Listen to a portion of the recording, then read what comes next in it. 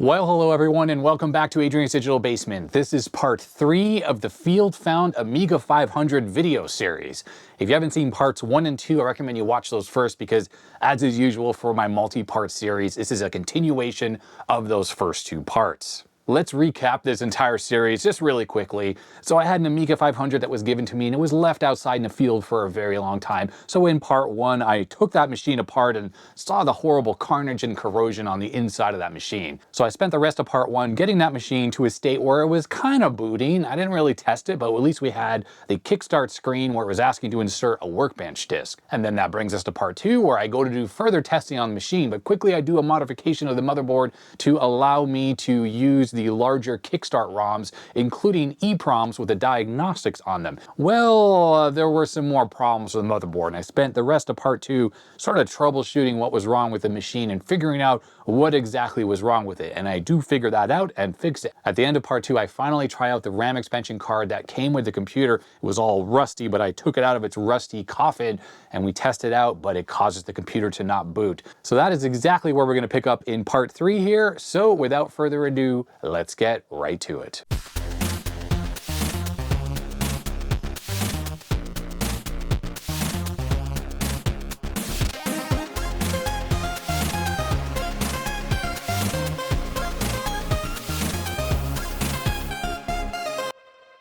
All right, here we go.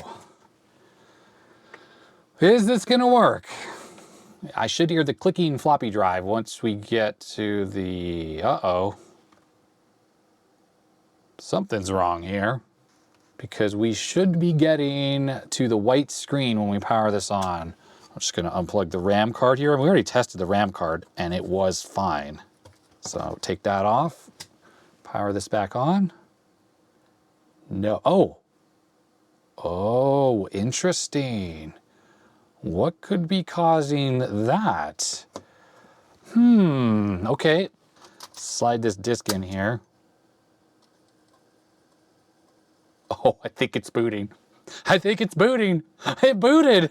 So what happened with the RAM card? Okay, so that is reconnected. Let's try that again. Let's see what happens. Funny, we got a red screen there. No, it's stuck at the gray screen here. Very interesting. Something's the matter with this card here. I'm assuming it's just going to keep rebooting here, like in a boot loop of some kind. So funny that the diagnostic ROM was happy. Let's put the diag ROM back in here.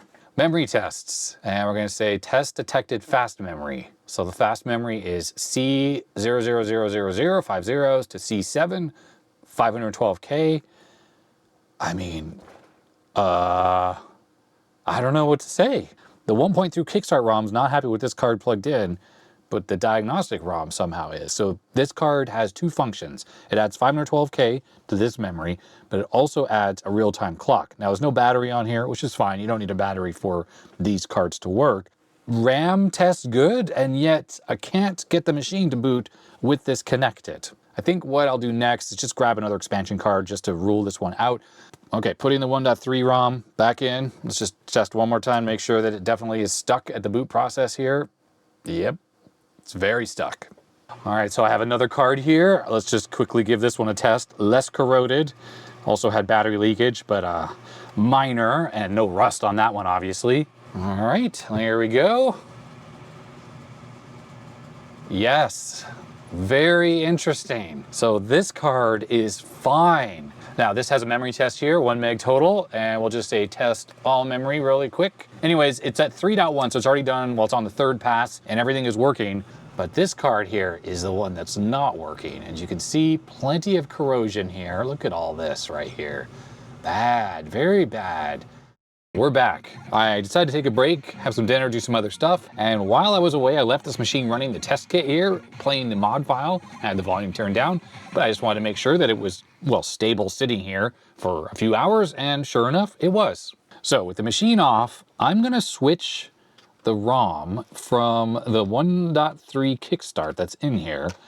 And instead of using the diagnostic ROM that I was using earlier, I'm going to use the Logica Diagnostic ROM for the Amiga. So this should hopefully have a different RAM check that maybe will reveal a little bit more than the one I was using. I have to admit, I have struggled in the past with the RAM test on this ROM, the older version, and I thought this one was improved, but I'm not so sure. So this is the one that's not working. Let's pop this back in and we'll power on the machine. There should be some flashing, so sorry about that. This ROM does quite a bit of flashing here. This is just part of its normal boot process. Ranger memory test. Ranger must be this expansion card, because it's definitely not auto config, it's not 32-bit, it's not CPU slot, it's not BCMCIA, so it must be Ranger. So let's run this. Okay, A500 memory test, and it is. It's testing C0000. Uh-oh, it's finding problems. Aha, look at this, RAM errors. So the other diagnostic ROM didn't even detect a single problem, which was clearly wrong, and this must be why the kickstart doesn't start, because it must be trying to talk to the additional RAM and then it fails. So now the question is, how do we decipher the messages here? So it has D0 all the way to D15. So we have 16 address lines, which are what's on this memory card here. And then at the top it has A00 through A23. I can't quite make heads or tails of this. There's documentation for this ROM. I'm gonna go see if I can read that. Okay, I'm back from reading the documentation, and it looks like the documentation is for maybe version 1.0 of the ROM, not version 2, and it doesn't seem to detail this particular RAM test, so there's no information on how to decode this particular screen. So we're just gonna have to use our best judgment. So it looks like everything on D0 through 3 is okay, and everything on D12 to 15 is okay, but there are problems within the RAM space on D4 through D11. Here are the data lines for the RAM card that are showing a problem. Now, I have a hard time believing that all of the RAM chips from D4 to D11 are bad. And I'm wondering if this is some kind of a corrosion problem. This piece of Kapton tape, which I peeled off, was up along this bottom edge, and I have a feeling the data lines that go to the connector here go through traces right here and in the middle. So I think we should just tone it out from these RAM chips to maybe the connector on the motherboard. Let me power the machine off. And let's see if we see the data line connection happening there. I took a look at the schematics for the RAM expansion card for this particular version, and the expansion connector that's on the motherboard, the pin headers, pins 5 through 8 are mapped to 0 to 3, which are the ones that are working. Pins 9 through 16 aren't working, while those are associated with data lines 4 to 11, where we see a problem. And then 17 to 20 are data lines 12 to 15, which are working. So pin 1 is right here. It's set to continuity mode. I think it goes 1, 2, 3, 4, and this would be pin 5, which should be data bit 0, according to my little chart. And there it is. That's data bit 0, this chip right here, bottom right corner. So this is going to be 1, and this will be 2. So that's that one. 4, which is the first bad one, and that has continuity. 5, 6, looks good. 7, 8, yep. 9, 10, looks good. 11, 12, looks good. 13, 14, that's good, and 15. So the reason why I was skipping every other data bit line is because it's on the bottom side of this connector and it's not that easy for me to test. Well, what we did see is the ones I did test all worked, including a bunch that were in the bad range in this middle here. So I guess we don't have any problems with corrosion, at least on those traces. I'm gonna run the memory test again, because what I didn't do is I didn't take a screenshot of the bad memory. I noticed there it ran through some test quickly and it said everything was fine. Then it did an addressing test, and then it got a problem. So I'm wondering if this is strictly an addressing issue. Okay, so here's our screenshot, and I'm just doing some calculations here. So that's how much RAM we have on this card. And then you can see the number of address lines that are required to address 512K. It's 19 address lines. So A0 through A18. But then we go back to the screenshot, and it has A0 to A23. So I'm assuming these are irrelevant, which is why they're in yellow here. 16, 17, 18, 19. Yes, okay. So only the red and the white are relevant address lines for this particular memory test. So it's telling us that data bits 4 through 7 are wrong on all 512 addresses. And then I'm guessing that data lines 8 through 11 are only wrong on those, but those top 3 are maybe somehow okay. But then it seems to be indicating to us that 0 through 3 and 12 to 15 are totally fine from an addressing perspective. Now, when we look at these chips on the board here, other than the data lines, which are unique per chip, because it's a 16-bit system, so there are 16 data lines that run to these chips, All the other signals, all the address lines and the RAS lines and the write enable, that stuff is all paralleled. Every single chip should have exactly the same signals on them. The only thing that is unique per 8 chips is CAS. So there are 2 CAS lines that run to all of these chips. So let's mark which chips it says are having a problem with the addressing. So that one's fine. That's data bit 0, 1, 2, 3. Those are all fine. This one's having an issue. That one's having an issue. That one's having an issue. That one's having an issue. 7, 8, 9, 10. So let me try to think logically. Why would these chips and these chips have addressing issues, but those chips and those work okay? Now, when it comes to the column address select line, the CAS line, those are going to be paralleled up by 8 chips. So this is pin 15, that's the CAS line. And if I go to this chip up here, there's nothing. But all of these on 15 should be connected together, and they are. And the same goes for this top row as well. Yep. Okay, so that's all good. And here's the thing, those address lines that are paralleled across the chips, they all come from the left side over here. So these 4 bad chips, all of those signals are going to each one of these chips before they even get to these. And the diagnostic ROM says that those chips are working. And then of course, these ones, I could almost see it. Like maybe there's an address line that's broken between these chips here and those, which would result in those chips not working. But how could these chips be working, but those ones not?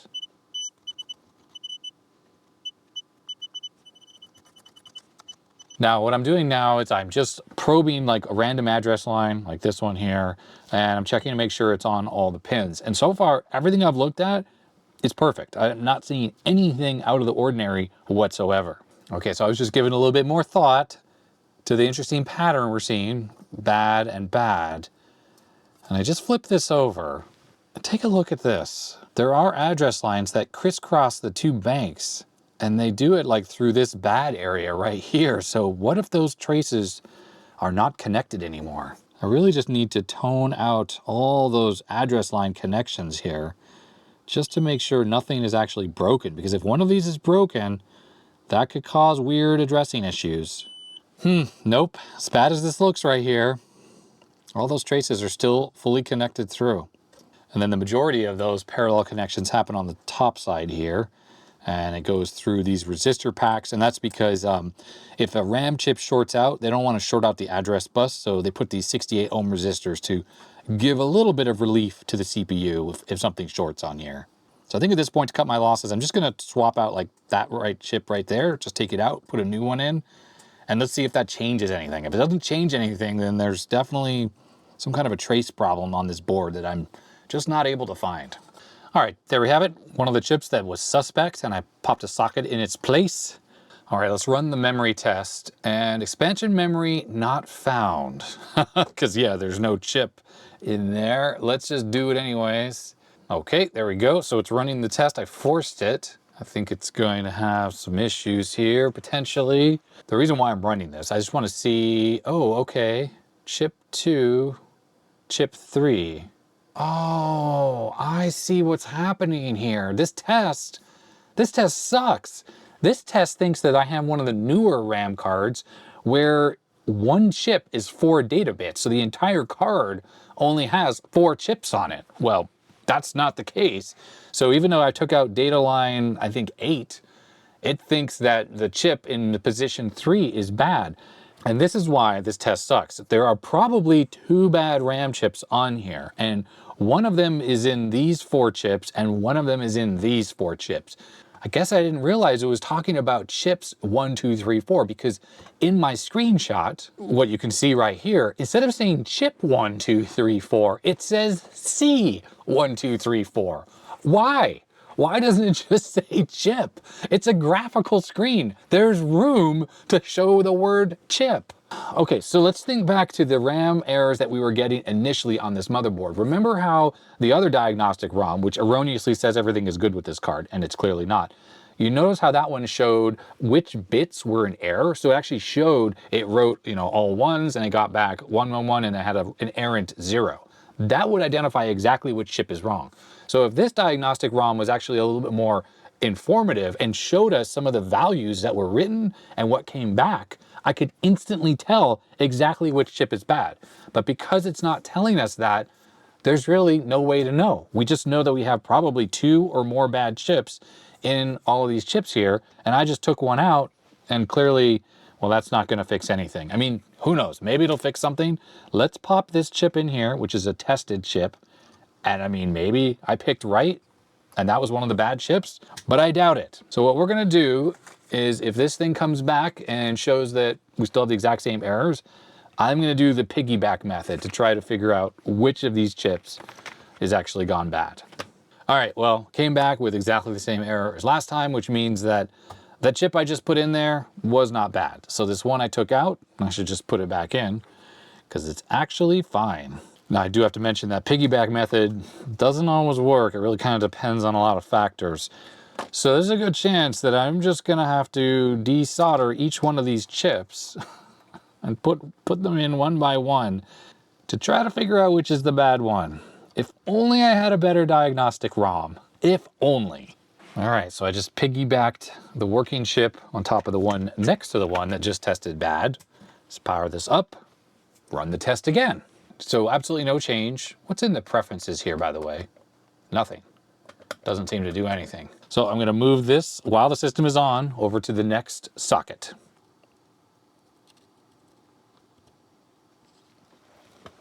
Uh-oh, and that caused it to crash. All right.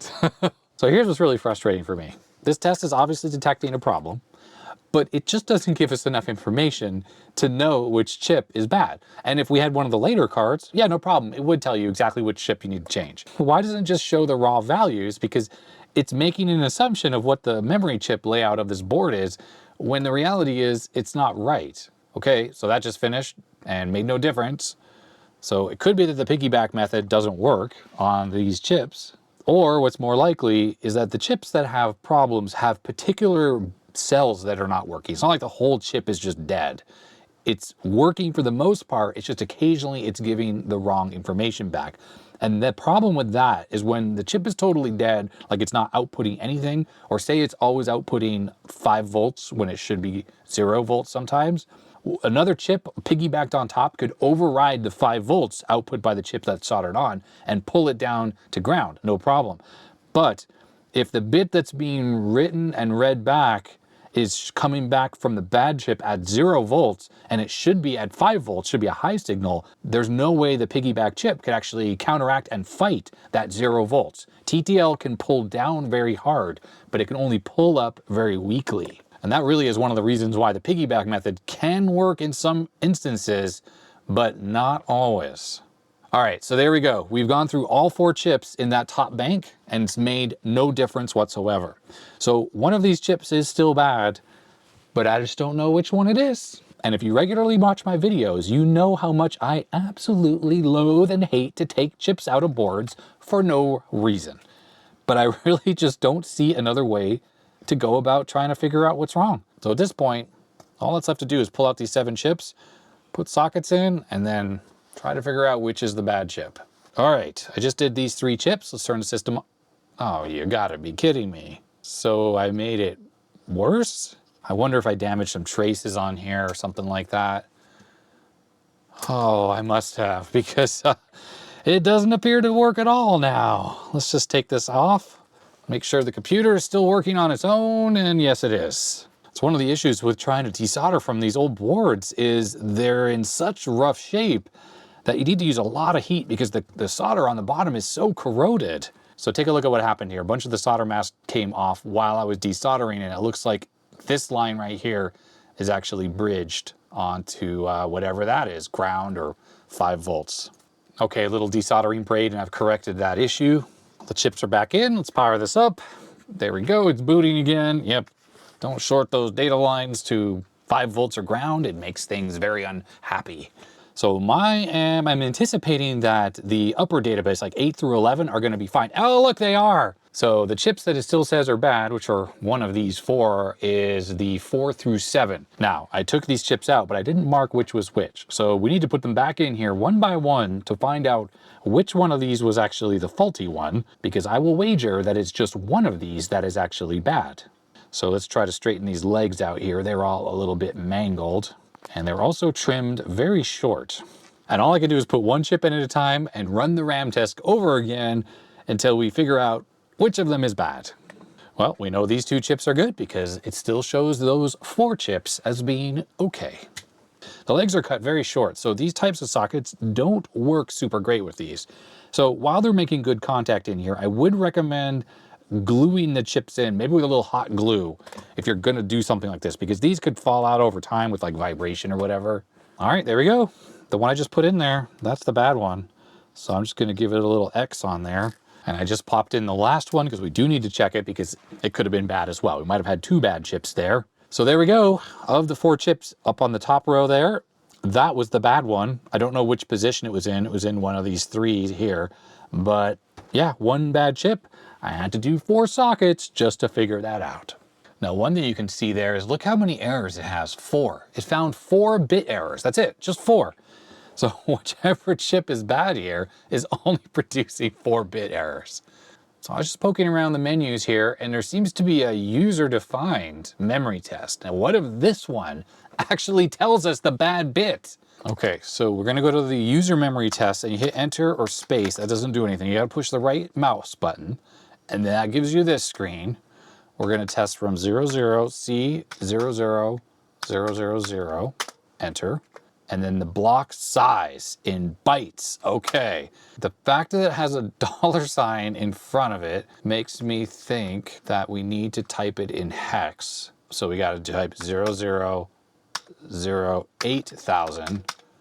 512K, okay, exit, okay, here we go. We can set up a custom layout. Oh, this is gonna work. Number of RAM chips. So we have 16 RAM chips. Number of bits per chip is 1. 16 bits, calculate new configuration. Okay, that changed it over there. 1 chip size, 32K. I don't know, that's not quite right, but whatever. Test type is fast, deep, mirror, walk, refresh, or all. Let's just do all, and then we'll exit out.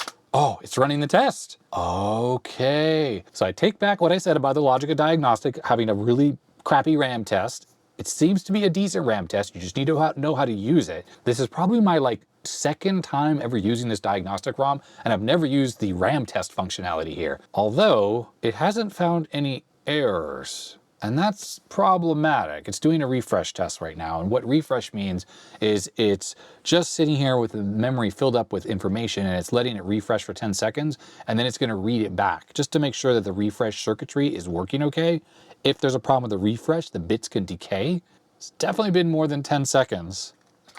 And okay, there we go. Errors, detecting errors. Okay, whew. I don't know, I just pushed the mouse button there.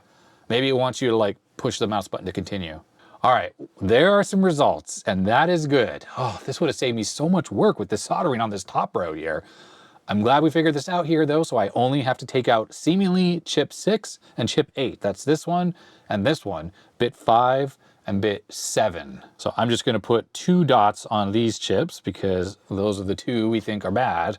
And let me get to soldering. All right, there we go. Those 2 chips are swapped out. Let's turn this on. Did I create another short to keep this from working? No, it's actually booting.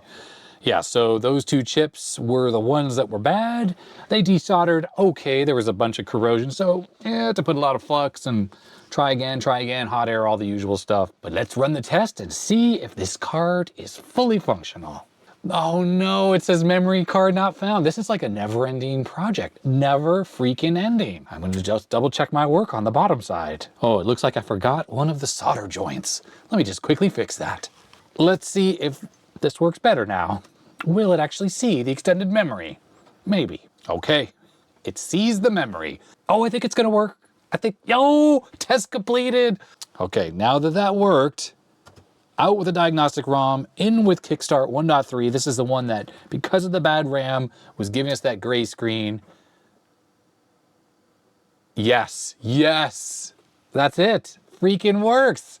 3 bad RAM chips. So if we go into memory and we do this test, it shows all 1 megabyte. And there we go. This thing, I think, is actually fixed. All right, I think we've done enough diagnostics with the Amiga Test Kit and the ROM. It is time to load some other software. So I have a selection of disks here. Let's first load up Workbench. Obviously running the OS and games and stuff is the true test to see if this hardware is actually working properly. All right, so far so good. There's the Workbench screen loading up. Now keep in mind the floppy drive I'm using is the one from the art project or the deconstructed Amiga. The disk drive that came with this thing, there's no way that thing is ever gonna work ever again. It is interesting here that it says battery backed up clock is not found. And I'm using the card that came with this machine, and it does have the battery backed up clock right here. Obviously the battery is missing, but the chip is still on the board. So it should still be responding, even though the clock won't be set right now, because obviously the battery is missing. Luckily on Amiga, it doesn't use the real-time clock to store anything but the time. There's no like environment variables or anything like that. Okay, so check out the free memory size. So it's recognizing all 1 megabyte of RAM on this machine. Things are looking good. This seems to be operating completely as expected for Workbench 1.3. I just changed the colors. We can reposition where the screen is located. Yep, everything seems to be working just fine.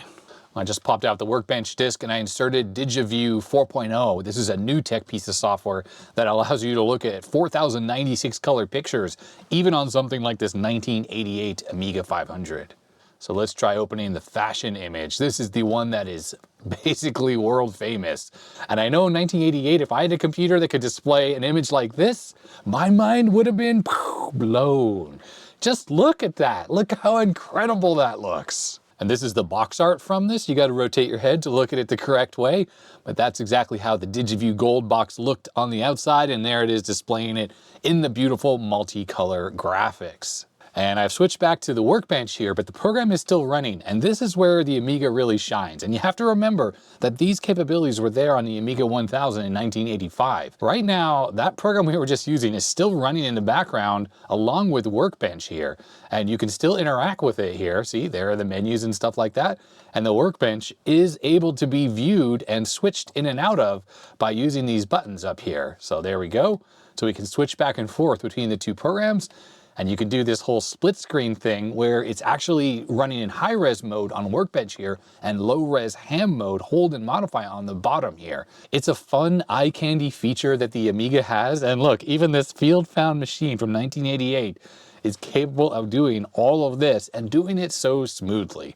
Regular Amiga folks are going to be like, ah, whatever, that's nothing. But for those of us that were using something like an Apple IIgs, which is what I was using at the time when this computer came out, these types of features, like actual multitasking and switching apps like that, it's totally mind-blowing to me. Okay, so time to switch gears here. Let's try to run a game. So I put a game disc in there. Let's just reboot the computer. And I'm going to plug in my NES controller that is a joystick here. Now this is Rainbow Islands. Oh yeah, okay. We tried running this before on the art project machine. And the problem with the Rainbow Islands disc here is it does not run properly on NTSC machines. We end up with flickery graphics and things that don't quite work. I really need to make some more physical discs of various games. Everything I have seems to be on disk images. And I had a whole bunch of physical games for the Amiga, but I ended up giving them all away because it just takes up a lot of space here in the basement, and I'd rather have more hardware because disks I can virtualize or I can create them off the disk images when I need them. I don't need to worry about boxed games taking up a bunch of shelf space. All right, so the sound and music does work, but the graphics are they're gonna be flickery.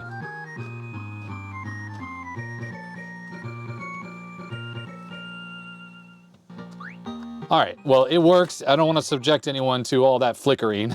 Sorry about that. Let's swap to a different game here. I did grab a couple of other discs. Okay, so we have a Taito game called Kiwi Craze with a K. Let's see how this runs. It sounds like this disc might be bad. Oh, this one's also off the bottom of the screen. I wonder if this also is designed for PAL machines.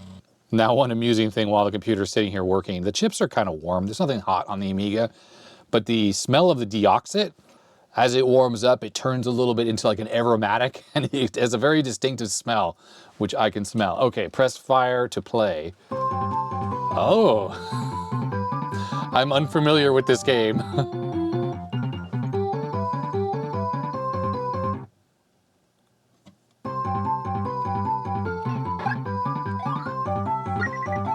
Well, it does appear to work. It's a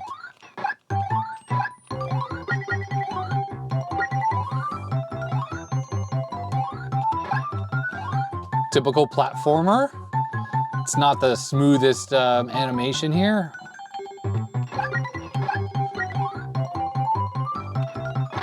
Oh, that was the end of me. You don't even get like a hit. It's just like one hit and you pass. Yeah, one hit and you die.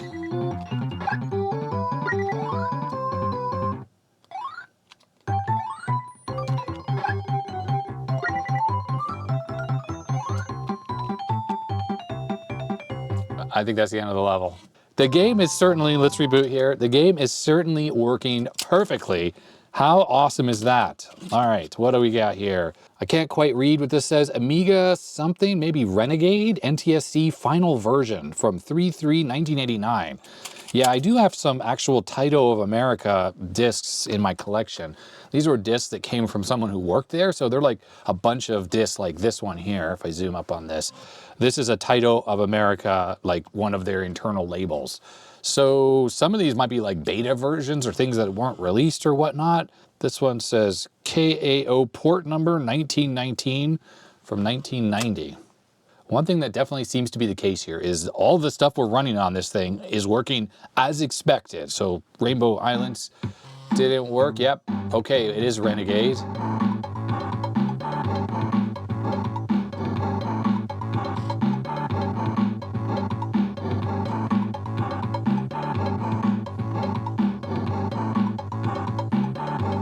Oh yeah, that Taito screen, classic, absolutely classic.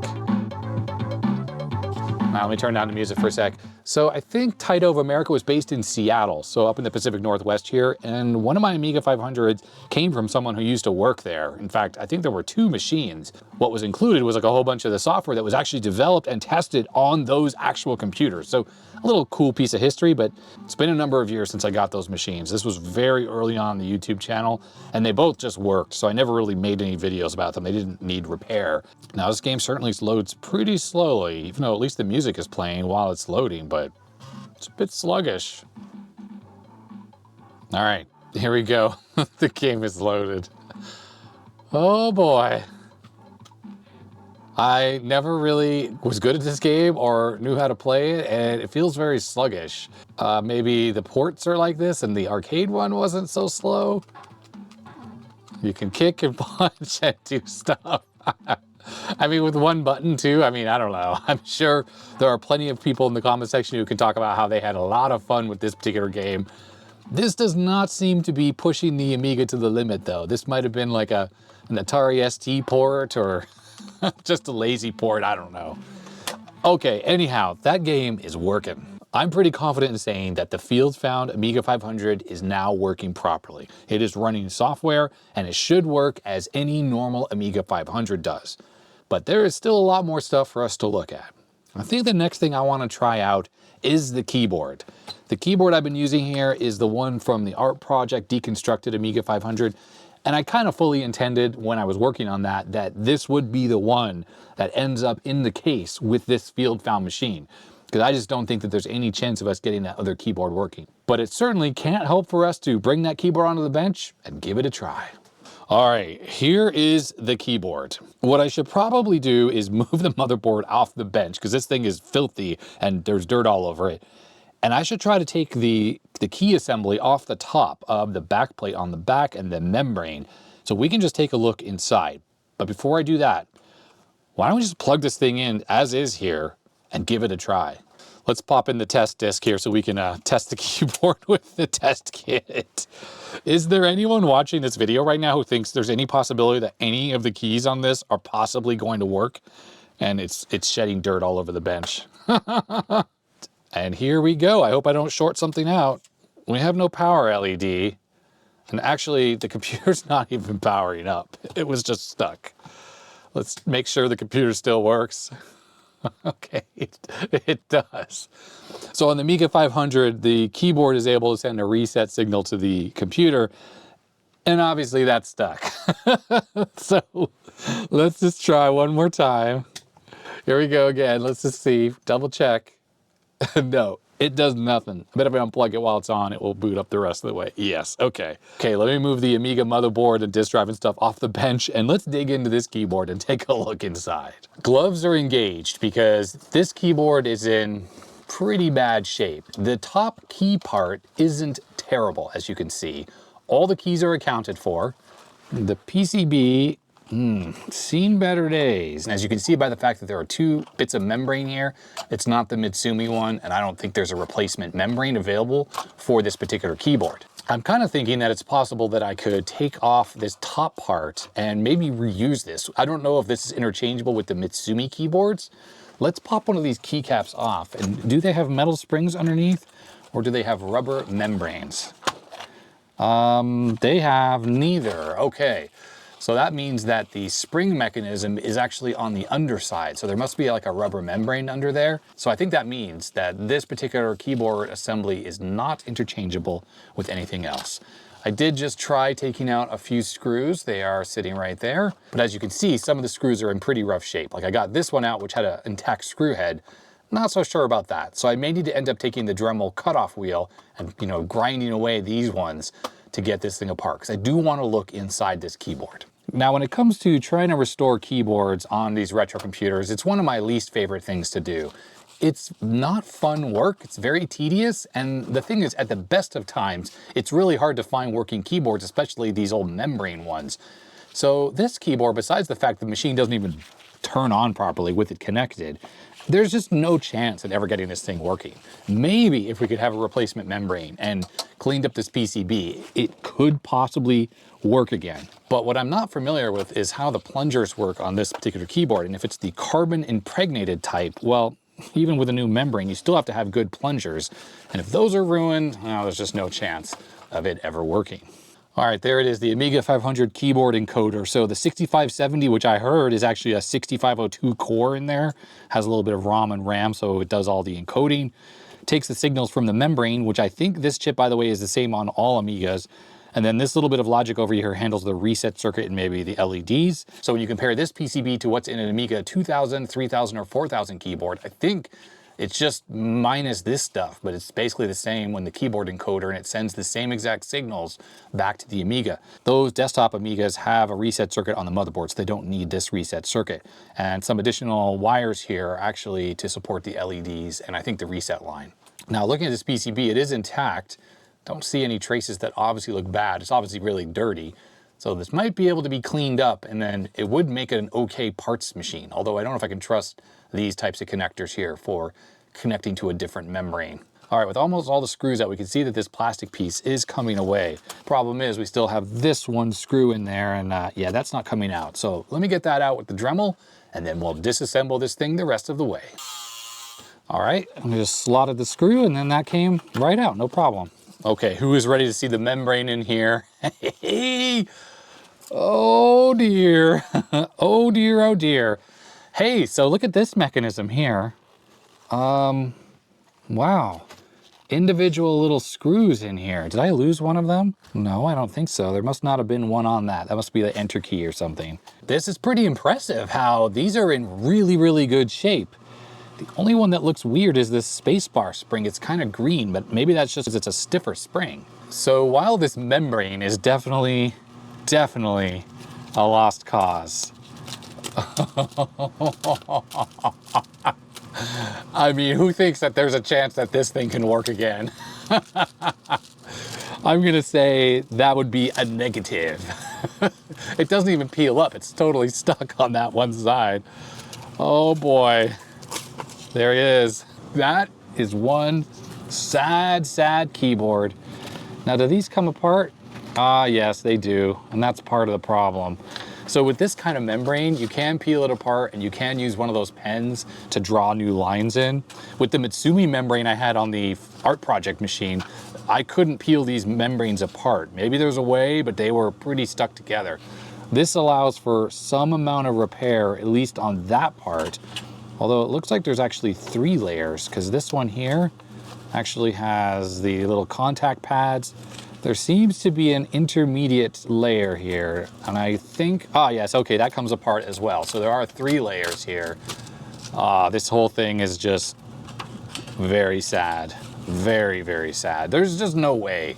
There's no way this will ever work again. Now, definitely what's useful is these little springs, which unfortunately, me putting this metal plate here has knocked a whole bunch of them off. Anyhow, since keyboards are like my least favorite thing to try to fix, I think what I'm gonna do is I'm gonna bag up all of these springs because these are very useful for if ever I'm trying to repair another one of these particular kinds of keyboards.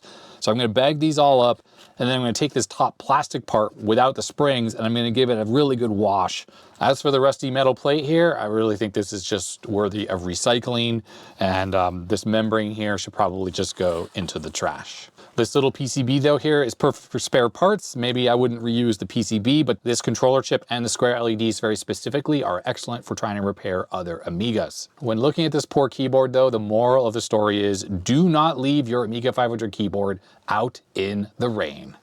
I'm gonna go upstairs and give this top part a good thorough washing with soap and water so it looks a little less grimy than it does here. And I'm back. And this thing cleaned up pretty well, I have to say. Endless muck was coming out of this thing. There's probably still a little bit more in there, but I think it's in pretty good shape. I used a lot of soap and water on this thing, and yeah, like underneath the keys, there was just tons of this stuff. It just kept coming out over and over, and I kept submerging this, soaking it, pulling it out of the water, rinsing it off, doing it again.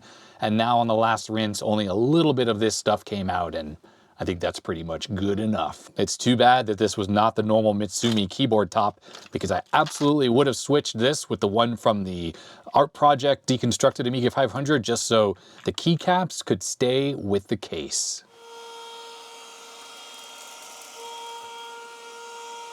I shouldn't bother trying to clean this too much because the next thing we open is just gonna make another huge mess. All right, while we're looking at top cover things, let's look at the case. This thing is in pretty good shape, actually. It should clean up all right. So we definitely have quite a bit more yellowing in this area. The label is intact. Looking at the underside, other than the rust residue on the top cover from the rusting RF shield, this thing looks pretty good. It should clean up without too much difficulty. And then the bottom cover also looks fine. I mean, this right here, that's what was inside the keyboard, all of this sort of bug debris fluff and whatever else. Lots of rust residue all over the case. Now, people are probably going to suggest I should put this all in evaporust. I remember with the Field Found 64, inside of that case, it looks very much similar to this. And I did soak that case in evaporust.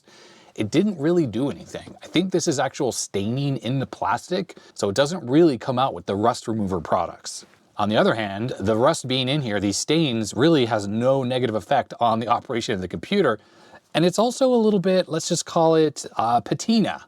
Now on the underside, we have rust here coming out of the trapdoor area where the memory card was. We've got lots of evidence of the rust from the RF shield or the keyboard that was there.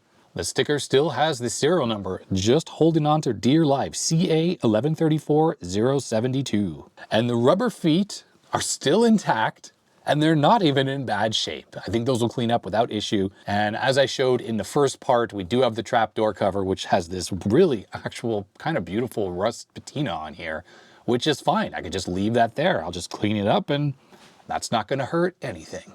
All right, I've reinstalled my gloves because we're dealing with something here that has a lot of corrosion on it, and it's the floppy drive, as you can see. This thing, it's rough. It's really, really rough. Now, one thing I find interesting about this particular disk drive is this is a TIAC disk drive. And we actually have the TIAC sticker right here, FD235F161U. This aluminum corrosion is fierce, absolutely fierce. So I don't even think this cable could possibly work. Let's just try to remove it. Maybe, but I certainly am not gonna trust this cable any longer. When I look at this corrosion on the disk drive, this was right over the motherboard. How on earth does the motherboard work properly when the disk drive looks like this? Now, I did try to take off these little standoffs so I could install them on the other disk drive, and they just, well, one of them broke off in the disk drive, that one, and this one did come out, but the threads were completely wrecked. When we look at the spindle on the bottom,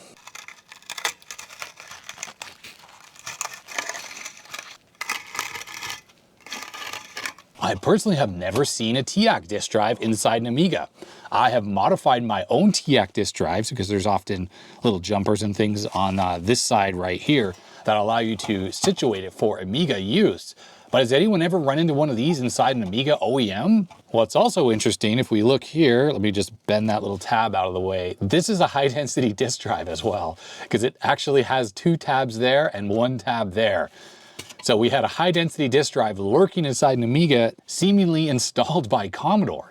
So I find that very interesting.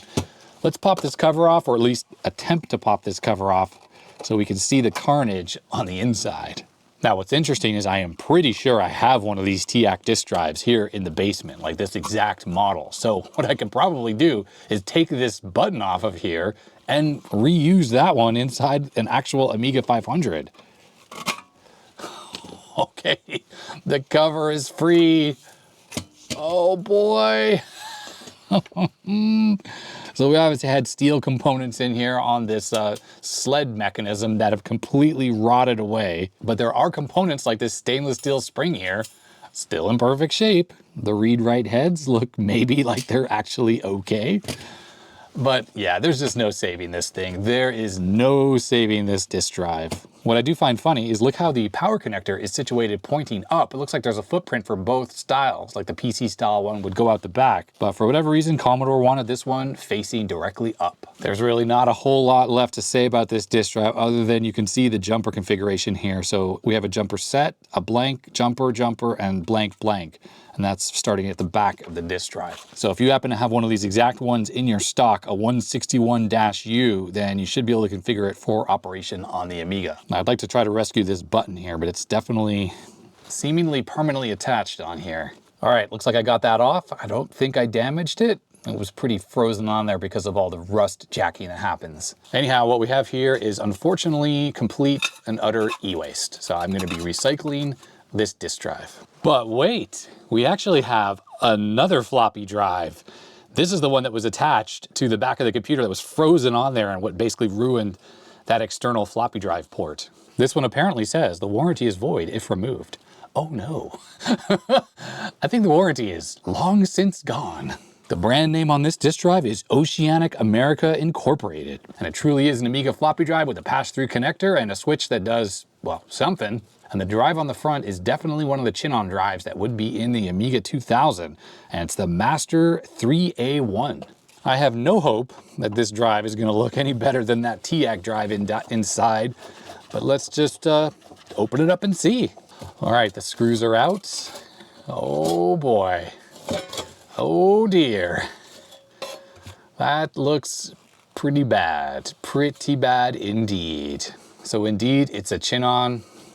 I'm gonna take the bottom screws out here to release it from this rusty coffin. The one thing that is probably savable from this is actually this plastic bezel on the front. Those seem to break a lot. I think I have at least one Amiga 2000 where the drive front bezel is sort of cracked and barely stays on. And this one doesn't appear to be broken. So even though it's a little stained and rusty, it might be better than what I got. Okay, so the drive is free. Does it spin? Well, yeah, it's a little crunchy.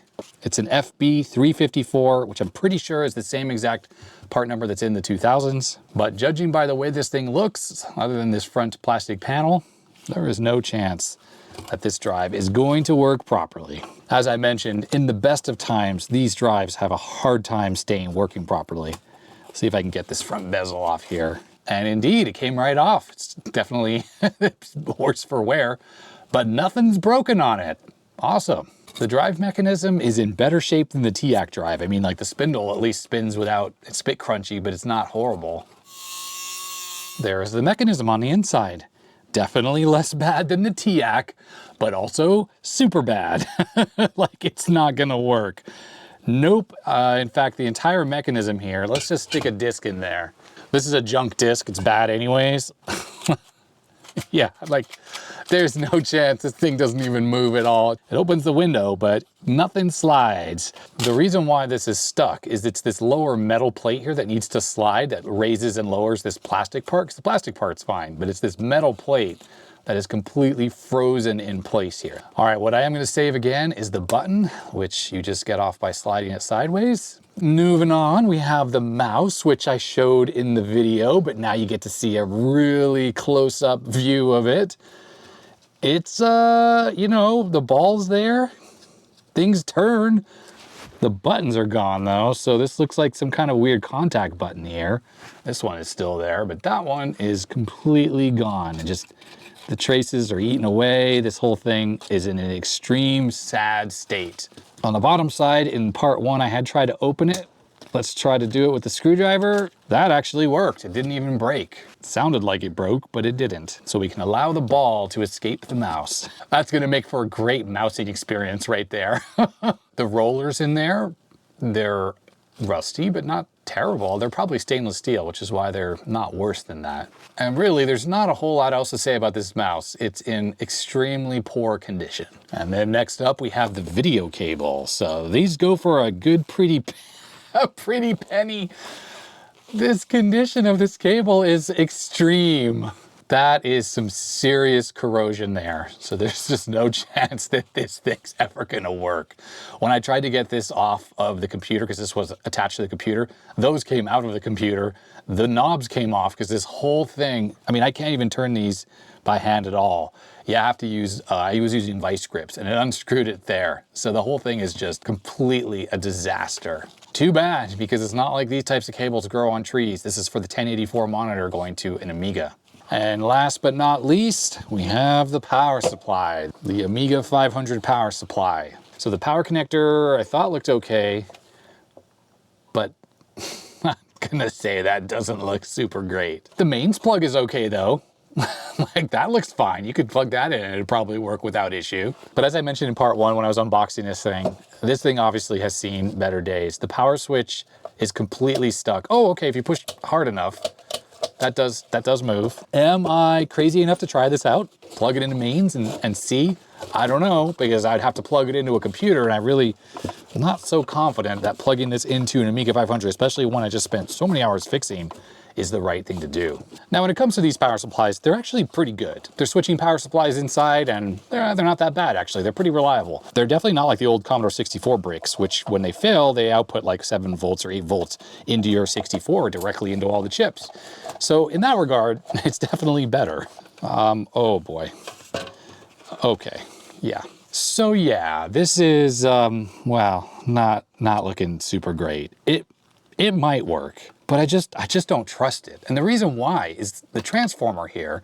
This is a switch mode power supply, but the transformer is required to convert the high side voltage into the low side voltage. And if this thing is shorted on the inside, then it can send high side voltages directly onto the low side and then into your computer. That could not only damage the computer, but it could also damage you by touching it. If this didn't look so sketchy inside, then maybe there is a chance of testing this thing out. I suppose what we can do is plug it in and see if it outputs any voltage. The standard caveats apply to this type of thing. Don't do this unless you know what you're doing. I'm plugging this mains cord right into the wall, which will energize all of this at mains voltage. And in 220 volt countries, especially if you don't have an RCD or a GFCI, that can be lethal. So don't do it unless you know what you're doing. And I'm just being silly here. So this is for entertainment purposes only. The thing is in the wall. I'm gonna turn this on and I'm definitely not plugging this into any Amiga.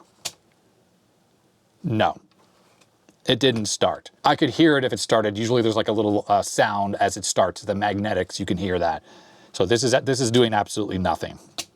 Now there is a fuse down there that could be disconnected. So I'm just gonna unplug this and leave the cord right here just so we know that this is safe.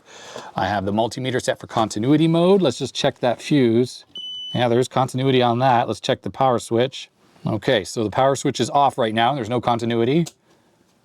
And the power switch is on and there is continuity. I'm having trouble getting good contact on the pins here. There we go. So we have a good fuse and we have a good power switch. And yet this thing didn't even attempt to start up at all. So that probably implies that this like startup capacitor right here, which probably is for the little switch mode controller, this circuitry there is probably dead and is not gonna work, or there's a lot of corrosion on the PCB and that has eaten the traces away or whatever. Yeah, there's just no saving this thing, unfortunately. So it's not really worth my time to do any more to it. Now the case itself, it's in decent shape. Now this cable though is not, but I do have some additional ends. So what I'm gonna do is just cut the end off this cord here and let's see if this is all corroded on the inside. No, those copper bits look okay in there. So with that gone, then this is actually a good candidate for putting new guts in. So in that case, I'm just gonna extricate the PCB from this thing, and we're gonna cut the cords off it, and maybe for some future project where I will re-gut the power supply. Yeah, this is in rough shape, but it's not terrible. It's got some kind of conformal coating. They like gooped right here and right here, I guess I don't know why they did that, but for some reason that is the case. Just not a whole lot going on this side here, little bits of solder and stuff. Oh yeah, the whole thing. So there we go, out with the original dead power supply. And at some point in the future, I'll need to, I didn't even see this. Wow. Well, at some point in the future, this needs a good wash.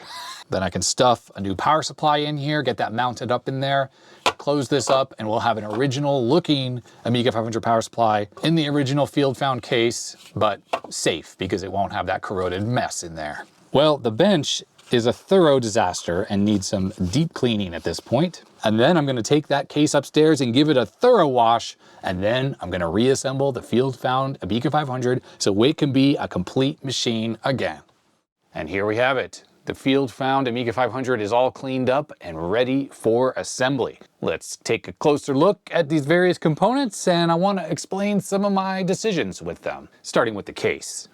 All I did was basically give this thing a really good washing. I did not attempt to do any kind of retrobriting or to try to clean up any of the rust inside the case. I look at this as patina or a rite of passage for this machine, and I actually just wanted to leave it there because it's not going to hurt anything being on the plastic like this. The biggest thing I did is get rid of all the dirt that was hanging out inside the bottom cover. Same goes for the top cover. There's a little bit of rust residue up here, but otherwise the top cover looks pretty good, except for the fact that it's really yellowed. But you know what? This computer spent a lot of time outside, so it can be excused for it looking a little worse for wear. While I was cleaning up the case, I noticed that it looks like the plastic film is still over the Commodore logo here. So let's try to do a peel on this. Unfortunately, the label underneath is a little bit damaged, but it looks a little bit more shiny now at least. Continuing on to what made the rust residue in the bottom of the case, it's the bottom RF shield. I decided to not treat this at all with any rust remover. I know I have a Vapor Rust and other solutions to clean this up, but to be honest, I'm gonna have to say it again, it's all part of the patina. So what I did do with this is I gave it a thorough good washing, and then I sprayed it with some of this Rust-Oleum satin clear enamel. That way any of the rust that's on this metal is encapsulated and shouldn't get any worse, and should also not come off on your fingers. What I was really going for was a preservation of the condition, the state of this computer with all the rust in it. And the same goes for this piece of plastic here that sits underneath the motherboard to isolate it or insulate it from the metal here so you don't get any shorts. And the motherboard and the RAM card are exactly like they were last time you saw them, so I haven't done anything more to these. Hopefully they still work. I didn't clean up or touch any of the rust or corrosion residue that exists on this motherboard. It's going to be mounted directly into this rusty RF shield, exactly as you see it here. As for some of these ports here that I didn't change and still have a little bit of rust on them, like the mouse port right here, I used some clear nail polish to encapsulate the rust on these, so they shouldn't get any worse, and they'll be nicely preserved with this rust to basically remind me forever of the condition of this poor computer when I found it. So to begin the reinstallation process, I just need to remove all the nuts from these ports, which gives me an opportunity to talk about why I decided to keep this stuff as is on this machine. This computer was never going to look perfect, and I have another Amiga 500 that is in perfect shape. It doesn't even have any yellowing on the case, so I don't need to have another pristine example of an Amiga 500. I just wanted to have one that worked. And with computers that I spend a lot of time and effort into making work, like this particular computer, I kind of become really fond of them. And that Apple II clone machine I had on the channel where I had multiple parts trying to get that thing working, it's the same. I have an Apple II Plus, it's in really nice shape, it didn't need that kind of repair, but the clone machine, it was so difficult to repair and I worked on it so much. I know every inch of that computer inside and out, and that makes me kind of love it. So the same thing goes for this Amiga 500. It's gonna be an ugly duckling. It will always be an ugly duckling. But the fact is that I spent so much time and effort on it, just made me love this ugly duckling that much more. And that's really why I'm preserving a lot of the rust and the corrosion on this thing, because I just want to be reminded of how this thing was left for dead, almost forgotten about, and now has a second lease on life. Well, the motherboard is all reinstalled into the shield, so this now goes back into the case, just like that. Now's a good time to talk about the keyboard. So the keys you see on the top here are the ones from the Field Found machine. They're fully washed and looking good. But we know from earlier when we looked at this, it's not compatible with the Mitsumi mechanism here that's underneath. This is the donor keyboard from the disassembled Amiga 500. The cool thing is that after washing, the two keyboards look basically almost identical. There is slight differences in the yellowing and texture and whatnot, but for the most part, it's not like I'm putting a keyboard into this computer, the donor keyboard here, that's in brand new condition. So let's just plug that in, and then this sits in the case just like that. For the floppy drive, we're gonna be using this donor disk drive that also comes from the disassembled or art project Amiga 500. I think the little standoffs I have on here are gonna be the correct ones for this particular case. With everything connected up, we're ready to reinstall this top cover. With the computer flipped over, I just reinstalled the memory card, and unfortunately the little tab on the trapdoor is broken. So for now, I'm just gonna use some white electrical tape to hold this on. If anyone knows of a good technique for trying to repair the little tab on these, let me know, but for now that's good enough. There it is. The Field Found machine is all back together. And the floppy drive does work the way I had the spacers in the end, so that's awesome. So let's set this machine up on the bench here, plugged into an actual 1084 monitor. The mouse I'm using is obviously not from this computer, and it's also not from the art project machine because neither of those machines had a functional mouse. And the last component for powering this computer on is the power supply, and this is actually the Field Found power supply. I went ahead and restuffed it and I added a new connector on the end because the old one was very oxidized. For the guts of this power supply, I ended up using one of these, which is a Meanwell RT50B, which fit inside nicely and has all the various voltage rails that the Amiga 500 needs. I did retain the original power switch that's on here. I just put some contact cleaner and Deoxit inside. We have the power supply and the video cable connected up to this Amiga. Let's see if this thing turns on. There it is. It's working. It's freaking working. Just like that. Unbelievable. Let's boot up Workbench 1.3 as we did earlier. That should boot up without issue. I hope at least. Keeping my fingers crossed. I can't do it so well anymore after my hand surgery. And there it is, a sight to behold. The system is booted up. It's detecting all the memory. Let's display that awesome fashion picture in all 4096 hold and modify colors. Isn't it glorious? The system freaking works. Well, it has been 3 long parts, but the Field Found Amiga 500 is back together and looking freaking fantastic. It's been quite a journey from the unboxing of this computer, where I wasn't sure it was ever gonna work, to the condition that the machine is in now. As I said earlier, it's an ugly duckling, but I really love this computer. And even better, the only integrated circuits that were bad on this were 3 of the RAM chips on the RAM expansion card. Nothing on that motherboard actually failed. It's got all its original sockets and Deoxit to the rescue. I guess I'm gonna have to do a follow-up video in, I don't know, 5 years like I did on the Commodore 64 to see if this computer is still working. I really have to fight the urge to not go buy an accelerator and upgrade this thing to the 9s, because as it sits right here, this is a good, honest Amiga 500, Kickstart 1.3, 1 meg of RAM, 1 disk drive. This is just how a lot of people used these machines back in the day.